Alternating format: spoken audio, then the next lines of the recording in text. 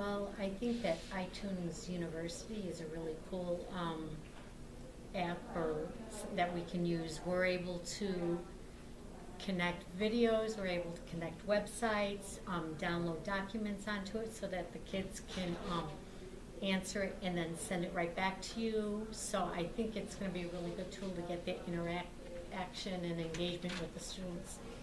I'm really excited about the Numbers app because we not only learned how to use a different adaptation of Excel, but students could insert video clips, pictures, and other diagrams, and almost make like a lab report that's interactive that they could share back out with the classroom using their iPads. Yeah, that was really cool. Yeah, it's definitely going to give them much more creativity with when they actually come up with their data, their findings, or things like that, to present it in a way that's going to be interactive, like Ms. Lamar said, and just more interesting for everyone that's viewing it.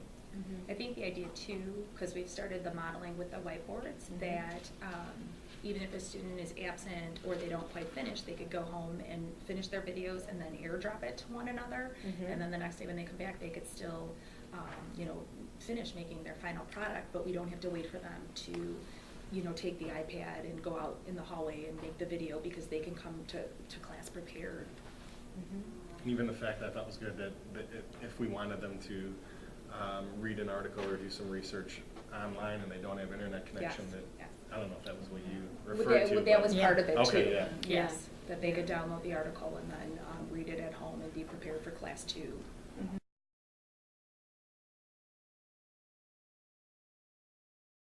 It's just an online webpage that we all have access to. You could create a class, and then every student would get a link, so they would stay with the members of their class, and we can all put anything that we want just that class to learn. So if you have a forensics class or a bio class, the things would not intermix, and everyone could get to the information we want them to, and then if they grade papers, because the idea is to go paperless, they will drop it back and we could grade it from there and have this Kind of like an email.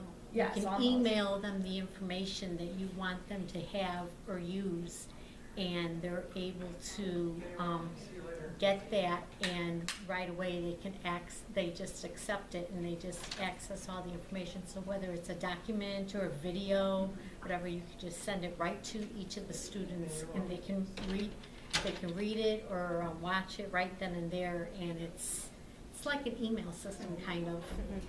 Like when we were sitting there, I pulled up a website about some Earth Day activities that were related to NGSS, and I was able to hit airdrop, and everybody who had their airdrop turned on, I was able to just click their names, and they all received the link for that website instantaneously.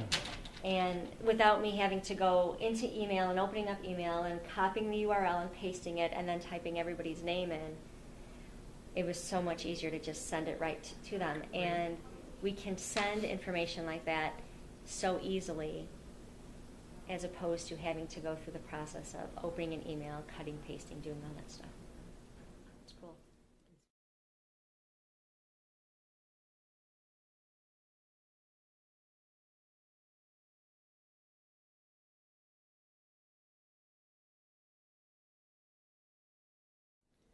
I really think that the students can be a lot more engaged, and especially with some of the things like with the numbers, where they can embed videos and they could really sit there and explain what they have done, and they can explain the data and analyze it together as a group, and they could actually even tape their whole processes of going through an activity, and I just think that's that higher order that we're looking for.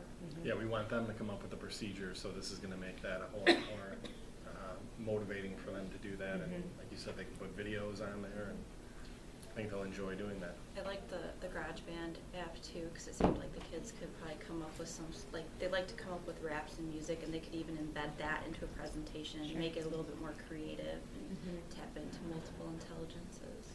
And I think too, when we do the whiteboards now and they stand up and present, you have just the one shot of getting it out there, but if we're taking a video, they will definitely go back and watch it again and be like, hey, we forgot to say this, so then they could really come up with a more polished final product than I think what we are seeing now.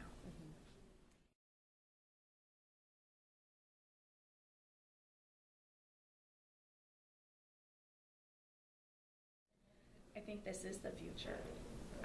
Change is scary, but it happens, all the time. And so, we want our students to be at the forefront when they're going off to college, and, especially in science, there is a lot of equipment that you have to use. And if we could start teaching our students now from this freshman level and just build on up, I think they're going to be much better prepared, when they go out. And it's not even just a college, but I mean, even if you work on cars, everything is so computer based, and where you keep your data, that you have to stay at the forefront of that knowledge. So I think it's very worth it.